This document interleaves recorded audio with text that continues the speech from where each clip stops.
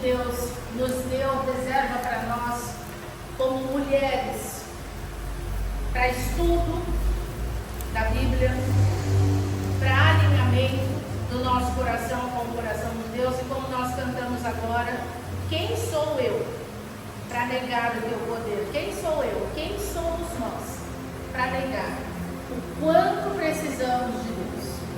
Quem somos nós para tentar viver a nossa própria maneira? Quem somos nós para acharmos que a gente pode ficar livre de Deus, que a gente pode definir? Deus nos escolheu no ventre da nossa mãe. Deus nos conhecia antes de sermos ainda formados. Deus nos conhecia, Deus nos viu, Deus desejou estar conosco, Deus desejou nos restaurar, Deus desejou nos encontrar, nos libertar, nos lavar desde aquele momento. Então, cada oportunidade, cada fase da nossa vida, Ele vem ao nosso encontro, Ele nos busca, Ele fala conosco, Ele coloca pessoas no nosso caminho. Talvez a gente não reconheça sempre, talvez a gente demore a entender, talvez a gente, como um filho mimado, né, fique brincando, como o pastor pregou outro dia, fique esticando a corda, vendo até onde a gente consegue ser Deus, até onde a gente consegue, né, esperar, mas mais cedo ou mais tarde esse encontro com Deus vai acontecer, porque é do coração dele, é um desejo dele nos encontrar, para que nós, ao encontrarmos o Senhor, sejamos encontrados. A gente está mais perdido do que a gente imagina, e a gente fica tentando tampar o vazio da nossa vida, o buraco do nosso coração, com tantas coisas, com correria, com família mesmo, com os afazeres da família, com trabalho, com festas, com tanta coisa que são até lícitas, mas o vazio que nós temos de Deus, nada preenche a não ser Ele mesmo. Cada semana da nossa retomada, cada terça, cada semana, nós vamos falar de uma mulher da Bíblia. A gente preparou um material anos atrás, eu vou até sortear uns livros, e quando eu escrevi esse prefácio, eu coloquei assim: de Gênesis a Apocalipse, encontramos mulheres incríveis, com legados incontestáveis, mulheres que marcaram sua época, mudaram o rumo da humanidade, conquistaram o coração de reis, sensibilizaram os sacerdotes, abençoaram profetas, abrigaram espias, salvaram bebês. Quantas histórias, quantas lições. Mulheres ricas, mulheres pobres, fortes, fracas, saudáveis, doentes, lindas, outras pouco favorecidas de beleza, umas moralmente adequadas, outras de conduta duvidosa, livres, escravas, senhoras e servas, todas irrepreensíveis, jovens e idosas, são mulheres que nos ensinam por meio de suas vidas que há uma esperança e um futuro para todas nós, e que o propósito principal da nossa vida é servir ao Mestre e a sua casa. Mulheres, apenas mulheres, mulheres como nós, corpo, alma, espírito, anseios, sonhos, amores e paixões. Mulheres. Quando a gente começa a estudar as mulheres da Bíblia, quem está com os papéis para estudar? Quando a gente começa a estudar as mulheres da Bíblia, a gente se assusta porque a gente vê que as mesmas crises, as mesmas dores, os mesmos medos, as mesmas inseguranças, tudo que a gente enfrenta, elas enfrentaram também em outra época, em outro tempo, em outra cultura, em outro momento. Mas como dá para a gente aprender? Dá para a gente aprender com os erros, dá para a gente olhar para uma Noemi que falou: a vida é minha, meu corpo, minhas regras, eu faço o que eu quiser, eu que mando na minha vida, e ok, a gente até consegue por um tempo fazer isso, só que aí chega a fatura, né? A fatura das nossas decisões vem, a gente planta o que a gente quiser à vontade, mas a gente é obrigado a colher aquilo que a gente plantou. E às vezes a gente planta uma sementinha, né, de tomate e acha que vai colher um tomate. Ninguém que planta uma semente de tomate colhe um tomate, você pode colhe um tomate. É isso que a gente não pensa, né? Come um tomate. E se a terra for boa, e se tiver pássaros, esse pomar vai se expandindo, porque o vento leva, os pássaros comem e levam daqui a pouco, aquela sementinha que você plantou tomou conta de todo o terreno. Se forem sementes boas, que maravilha. Agora, se forem sementes más, que terrível sina será, porque eu serei obrigado a colher aquilo que eu plantei. Então a gente aprende com Noemi. Não fala que é bicho. Ainda bem que o Luiz não gritava, né? Noemi toma as decisões, e a história de Noemi você encontra no livro de Ruth. Certo? Faz o que quer, daqui um pouco, primeiro nos primeiros anos está tudo bem, dá tudo certo, daqui um pouco começa, morre um, morre outro, perde tudo. Onde ela chega, começa a ter ausência das coisas, ausência de água, ausência de comida, ausência de bênçãos. Quem está no erro não tem como colher coisa boa. Quem está debaixo do erro colhe maldição. Não é que Deus é mau. Esses dias eu escutei até no meu trabalho alguém falando assim: cuidado, porque se você fizer isso, Deus vai te castigar. Deus não castiga ninguém. As pessoas têm uma visão de Deus como se fosse um reizinho gordinho, de bochechinha rosada, olhando lá em cima. O que eu vou fazer com a Flávia hoje? Acho que eu vou dar um presente para a Flávia. E agora? E a Gislaine? Não, a Gislaine eu vou mandar um raio nela, porque ela não está muito. Não, gente. Que imagem ridícula de alguém, de um ser que a Bíblia nos apresenta como todo-poderoso, Rei e Senhor do universo, Criador de todas as coisas, Senhor e juiz. A Bíblia apresenta Deus como juiz. E aí é importante a gente entender por que as coisas acontecem e tem hora que não tem o que você fazer, a não ser abaixar a cabeça e aguentar a tempestade. Porque o reino espiritual opera na legalidade. E nesse reino espiritual, Deus é o justo juiz. O Salmo 2 diz que Deus é o justo juiz que se assenta sobre a terra e julga as causas. E se ira com os homens todos os dias. Se Deus se ira com os homens todos os dias, é porque nesse tribunal, imagine um tribunal, eu amo esse assunto de lei, então você imagina, tem um juiz, tem um advogado de defesa, tem um acusador, tem a testemunha. Então Jesus Cristo é o advogado de defesa, e a Bíblia apresenta Jesus como nosso advogado. O diabo, nosso inimigo, nosso adversário, é o nosso acusador, e a Bíblia também nos ensina que ele nos acusa dia e noite diante do trono do Pai. Dia e noite diante do trono do Pai. Então é um tribunal onde existe um juiz, um advogado e um acusador, e a testemunha fiel, que é o Espírito Santo que habita em nós. E para chegar diante do trono do Pai, o diabo, que é o pai da mentira, chega com verdades. Ele mente para mim e para você. Diante de Deus ele fala a verdade. E ele leva faturas. O que são as faturas? As nossas ações, as nossas omissões. E apresenta, não pode. Ela está querendo fazer isso, ela não vai prosperar. Porque está aqui, ó. Ela falou isso, ela falou isso, ela falou isso.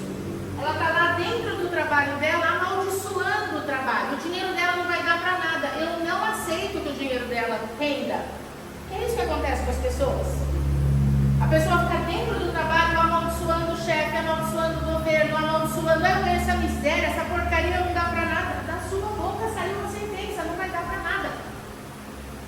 Reino espiritual opera na legalidade. Eu sou uma fracassada, eu sou ridícula, eu sou patética, não dá nada certo para mim. Pois vai ser patética, ridícula, não vai dar nada certo, porque a minha boca vai determinando aquilo que eu vou colher. A boca lança a semente, e conforme a semente é lançada, como Deus criou todas as coisas? Com a palavra. E disse Deus, haja luz, e houve luz. Se tem uma coisa que nós somos semelhantes a Deus, é nisso. Nós temos o poder da palavra. Provérbios nos ensina que morte e vida estão no poder da língua.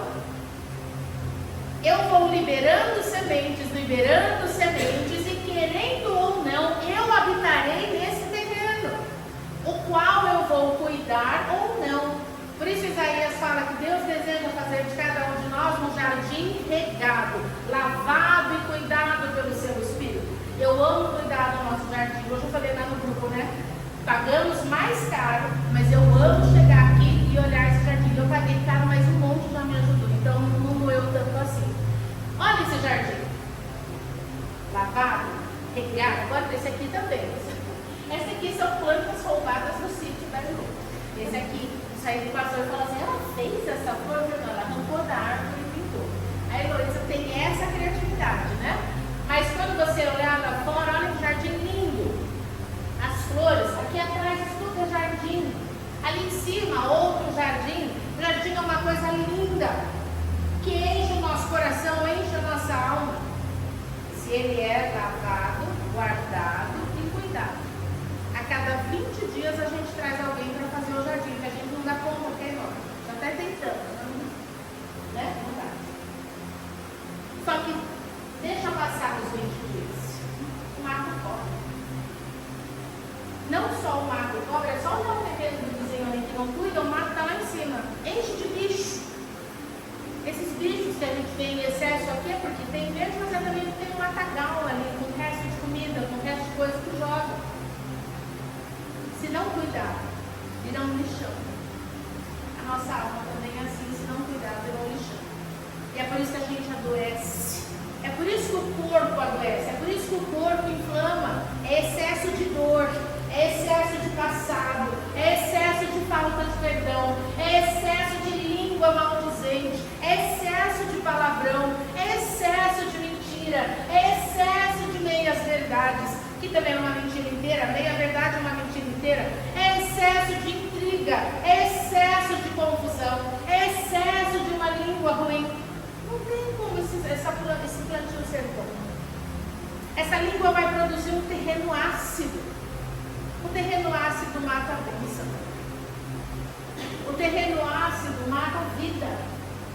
O terreno ácido é propício para a morte. Quando minha mãe foi diagnosticada com câncer, a primeira coisa que o médico falou para ela, tira o açúcar, porque ele deixa o organismo ácido. Ela falou açúcar, leite de caixinha e algumas coisas que ela deveria tirar que favoreciam a acidez do estômago. Aí eu fiquei olhando para ela e falei, olha que coisa!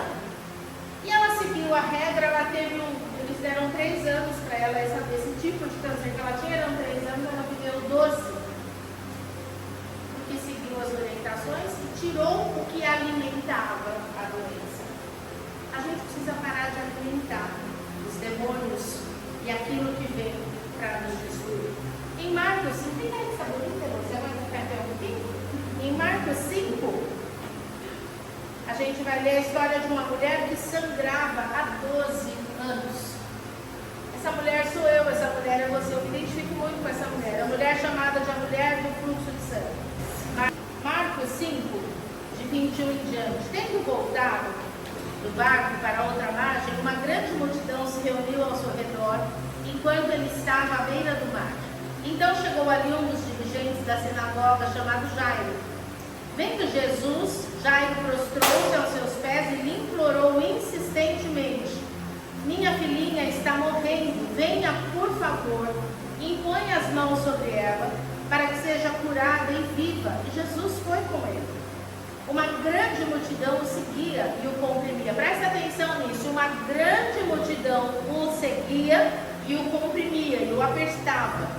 E estava ali certa mulher, que havia 12 anos vinha sofrendo de hemorragias. Ela padecera muito sob o cuidado de vários médicos e gastara tudo o que tinha, mas em vez de melhorar, piorava. Quando ouviu falar de Jesus, chegou por trás dele, no meio da multidão, e tocou em seu manto. Porque pensava, se tão somente tocar em seu manto, ficarei curada.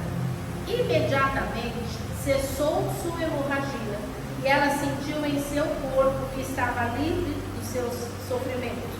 No mesmo instante, Jesus percebeu que dele havia saído o poder. Virou-se para a multidão, e perguntou: quem tocou em meu manto?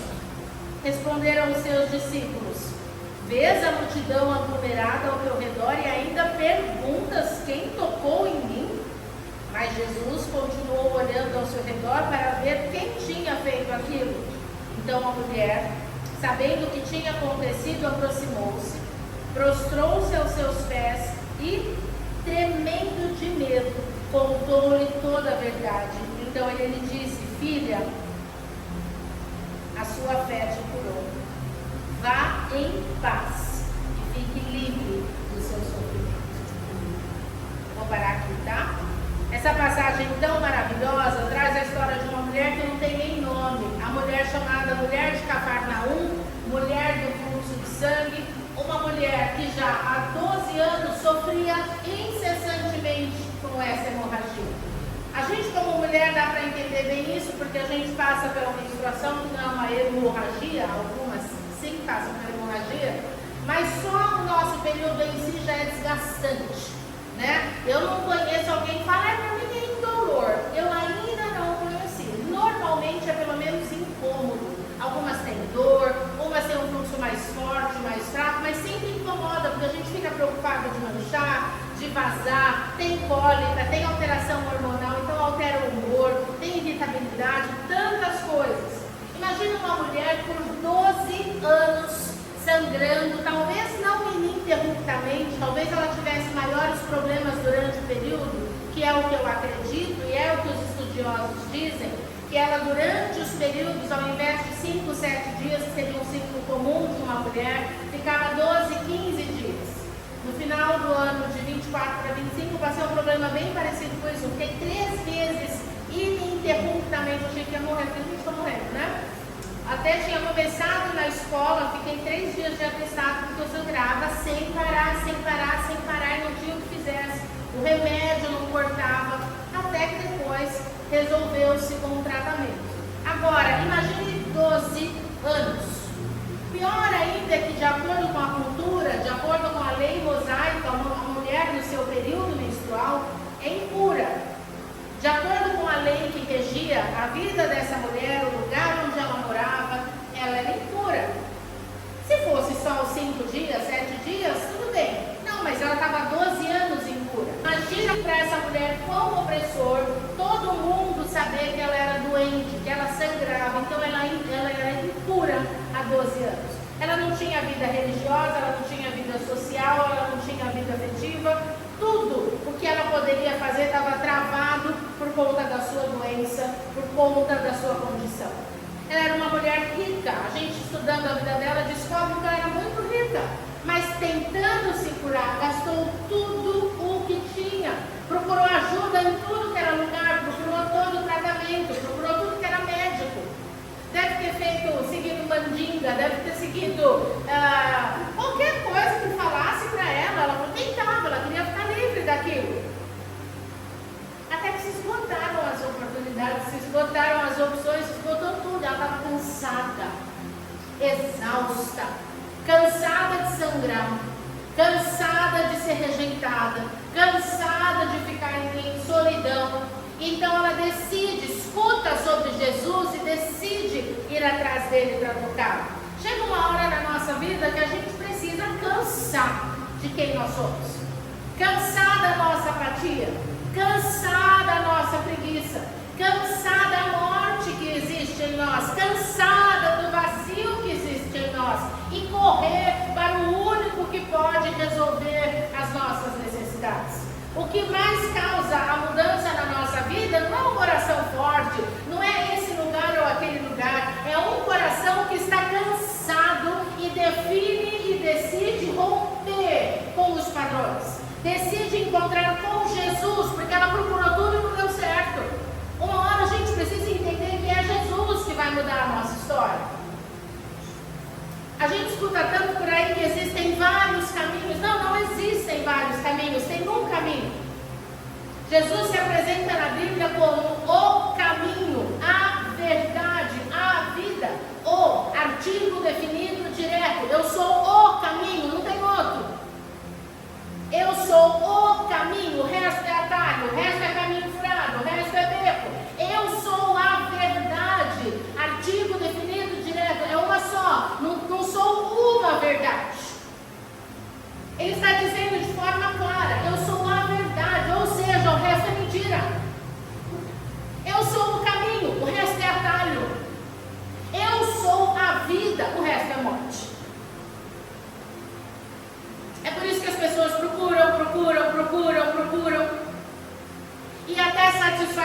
alma, mas não chega no espírito. Nós somos espírito, possuímos uma alma e habitamos no corpo. Se eu sou espírito, só quando eu me conectar com Ele, que é espírito, serei plena. E a gente acaba encontrando em vários lugares coisas que tocam a nossa alma.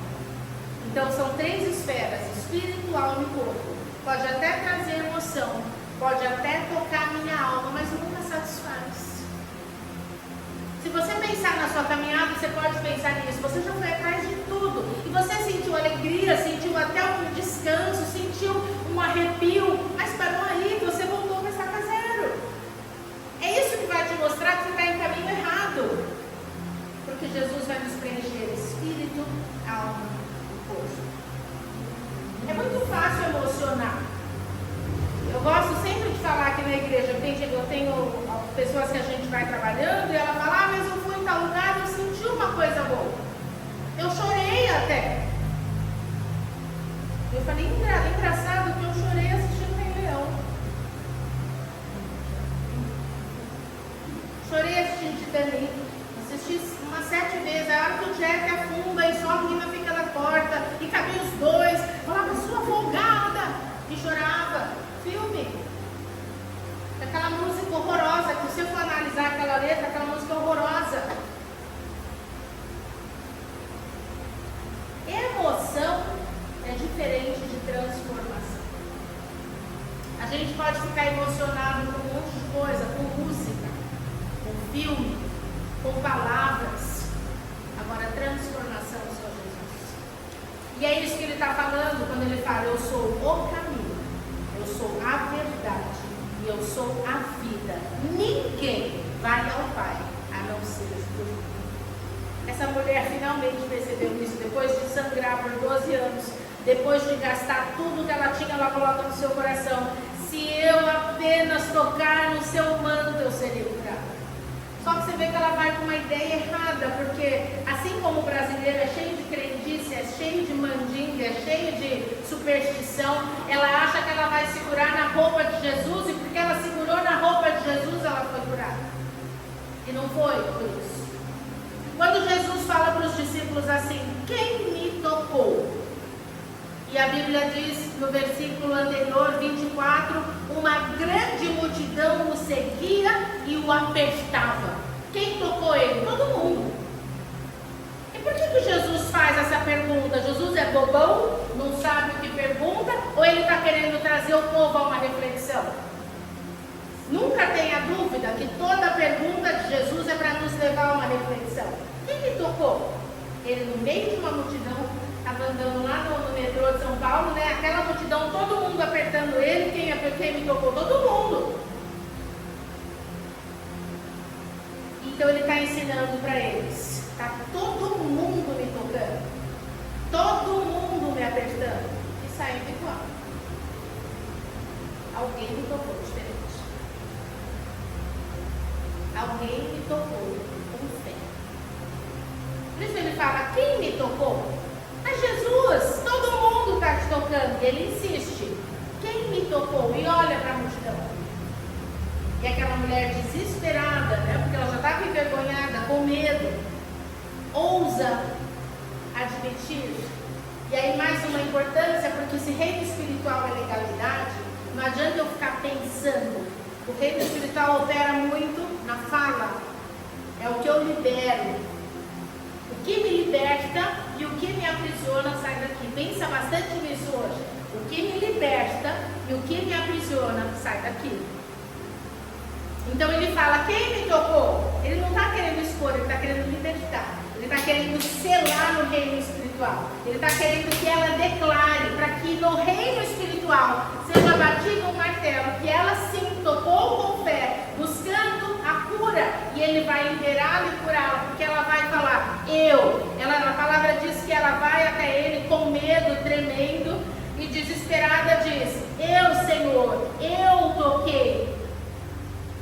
Filha, a tua fé te salvou. salvou. Não você encostar na minha roupa. A tua fé te salvou. Porque no meio de um monte de gente me tocando, no meio de um monte de gente me apertando, é porque você veio sangrando, mas veio. Podia ter ficado em casa chorando, como um monte que eu não estou vendo aqui da nossa igreja mesmo, não veio. Talvez não veio porque estava cansada. É lícito a gente ficar cansado, é lícito descansar de vez em quando, mas não deveria. A gente vem cansada, mas vem. Ontem a gente não estava aqui, até que horas? Está cansada, mas vem. Está sangrando, mas vem. Está com medo, está com dúvida, mas vem. É difícil, mas vem. Porque toda vez que eu rompo com o natural, que eu faço além do que os outros fazem, essa é a hora da virada na minha vida. É nessa hora que o milagre acontece. É esse tipo de fé, é esse tipo de movimento, é esse tipo de ação que quebra o natural e atinge o sobrenatural e despeja sobre a minha cabeça, sobre a minha casa, cura, libertação, renovo, nova vida. É porque eu briguei, é porque eu fui, é porque eu me movi, é porque eu saí da preguiça, do marasmo, da letargia, que o céu se abriu em meu favor. Quem fica só chorando, só reclamando, só descansando, não recebe nada. Se ela ficasse em casa porque estava cansada, e devia estar 12 anos sangrando. Se ela ficasse em casa porque estava triste, devia estar. Não, ela falou, vou me encontrar com Jesus. E eu tenho certeza que eu serei curada. Essa tem que ser a minha posição e a sua, o nosso posicionamento. Eu vou me encontrar com Jesus. Eu não vou me encontrar só com as mulheres também. Eu vou me encontrar com Jesus e eu serei curada. Eu serei transformada. Quando eu me posiciono, quando eu me levanto, quando eu vou com vontade, com ousadia, essa cura me encontra. É mais que tocar numa roupa, é mais do que seguir uma mandinga, é mais do que ficar pedindo para tudo que é santo. Existe um santo, santo, santo, e Ele é o Senhor Jesus. Existe um caminho, e Ele é o caminho. Existe uma verdade, existe uma vida, e é só Ele que pode e deseja mudar a minha história, mudar o meu destino. Jesus não morreu só para que a gente tenha uma vida no céu depois, não é só isso. Ele se entregou numa cruz para que a gente tenha uma vida plena aqui. Para que a gente ande em vitória aqui. Para que a gente ande de cabeça erguida aqui. Para que a gente fique livre das acusações, do peso, da miséria que o diabo deseja nos conduzir aqui. É importante a gente entender e olhar para essa mulher e enxergar nessa mulher nós mesmos. Quando nós começamos a ter desafio, que eu era essa mulher sangrando, tinha acabado de enterrar uma filha, eu falava, meu Deus, o que eu vou fazer? Não sei o que eu vou fazer, eu estou sangrando, mas eu vou continuar.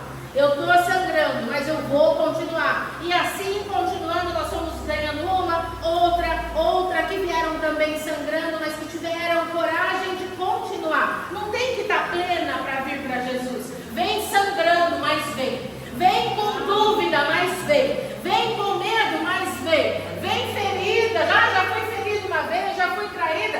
Vem do jeito que tiver, mas vem. Porque se você vier, há de ter cura, há de ter libertação, renovo, salvação sobre você e sobre a sua casa. Isso é o mais importante. O nosso posicionamento muda a nossa história, muda o destino da nossa família, muda o destino dos nossos filhos, muda o destino das nossas gerações. Onde a gente passa, depois que a gente é cheio do Espírito Santo, a vida corre. Onde eu passo, onde você passa, Deus entra junto. Então tem vida, tem libertação, tem cura, tem renovo, tem esperança, porque você está lá no seu trabalho. Tem esperança para as pessoas lá, porque você é cheia de Deus. Também a pessoa cheia de dores derrama das suas dores, apodrece o lugar. Eu quero ser cheia do Espírito Santo. Eu quero ser cheia da vida de Deus. Para que a minha casa, para que meus filhos, para que as pessoas que passarem por mim recebam dessa vida, bebam dessa vida. E que também não pare por aí. Derramem sobre os seus, e derramem sobre os seus, até que toda a terra seja cheia da glória de Deus, como as águas cobrem o mar. Amém? Vamos colocar de pé, vamos orar. Eu quero terminar cantando aquela música linda, Novo Dia Recebi. Amanda, feche seus olhos. Eu não quero fazer apelo nenhum, eu não gosto de apelo, porque eu acho que a gente é muito emocionado. Tudo que é apelo, ai, eu quero. Não. Jesus não se impressiona com a emoção.